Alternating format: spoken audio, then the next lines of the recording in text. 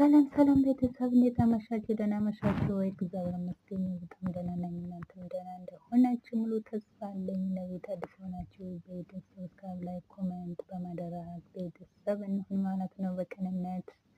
በተረፈ ደህና ናችሁ? ፈጣሪ ሀገራችንን ሰላም ያደርግልን። እኛም ስደት ላይ ያለን በሰላም ሀገራችንን ያብቃን እላቸዋለሁ። በተረፈ ምሽት እንዴት ነው? እለት ሐሙስ እንዴት እያሳለፋችሁት ነው ማለት ነው?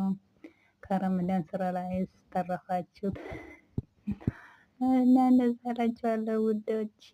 እና ደስ የሚል አመት በዓል ነው ያሳለፍነው ከጓደኞቼ ጋራ ሱቅ ምናምን ወጥተን። እኔ እንኳን ባልሄድ ደስ ይለኛል ብዬ ነበረ። እነሱ አመት በዓል እንኳን ደረሳችሁ ብሎ ሲሄዱ እኔ ስራ አልጨረስኩም ነበረ።